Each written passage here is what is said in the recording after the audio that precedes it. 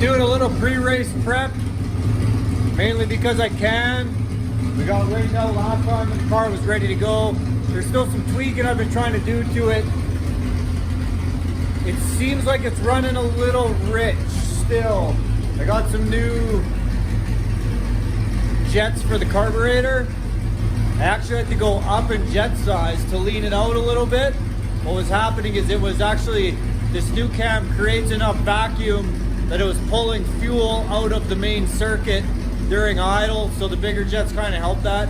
I think ultimately to solve my problem, it's blowing a little bit of smoke at idle, and when I give it some gas unloaded, I think I'm gonna have to get a fuel pressure regulator in there. We're running a little over 5 pounds. These Weber's like 3.5-ish.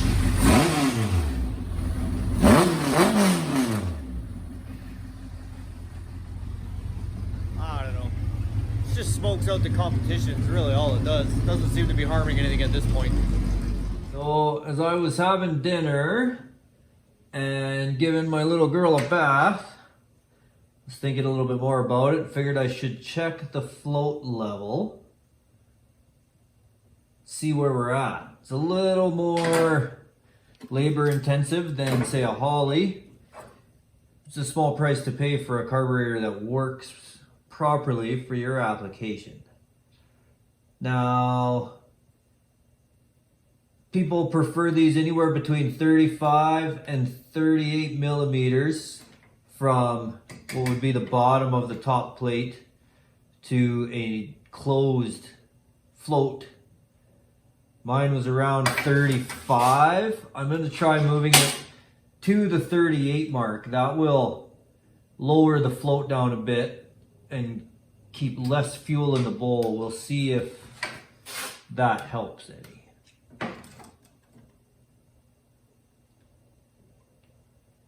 38. Let's try that. Messed with it a little bit more. I think it's better.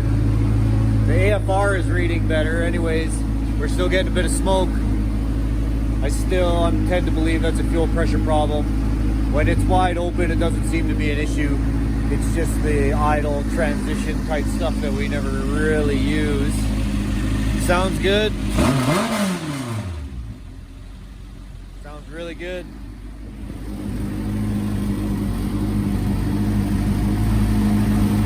AFR isn't bad.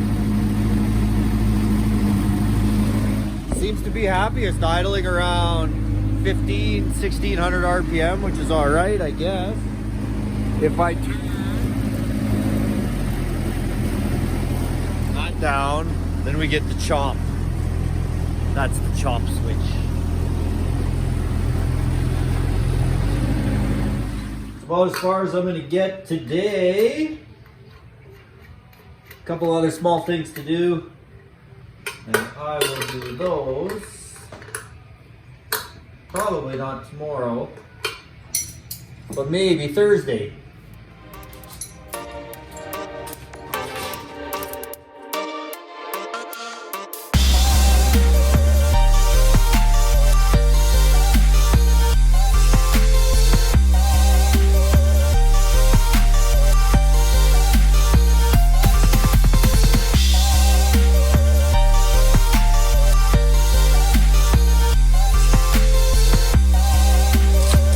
Doing things kind of the lazy way here. I want to see if I can direct more air at the radiator. It's not that the engine's getting too hot, but I'd like it to run a little cooler. I don't want to go through the effort of making a tin shroud because this bumper does need to be replaced.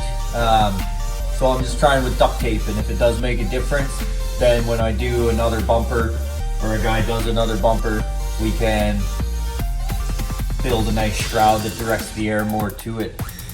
One thing you want to keep in mind, it's quite common you see, especially on pavement cars, they'll have a scoop and they're ramming air into the radiators. It works really well. I don't want to cover this area off on the dirt track. Depending on the track, if you get too much mud on that radiator, you cause the overheat. So at least when it hits here, it's got somewhere to go and fall back down onto the track. So I'm just going to do the sides for now, see if it makes any difference.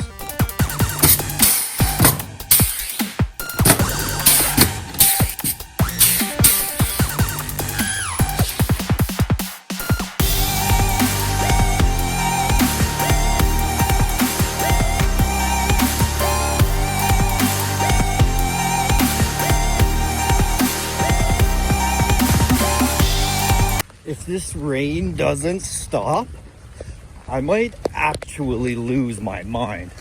This is the worst.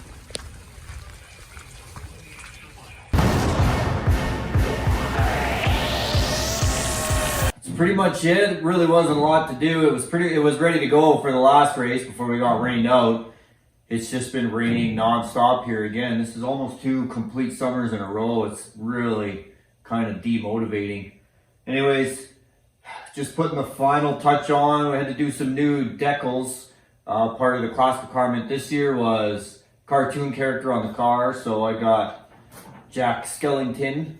Not quite sure that's what they were after when they said cartoon characters, but I'm not going to follow the mold. You guys know that by this point. So I just got one last bit of signage to put up here, and then we're ready to go. So, see you guys at the track.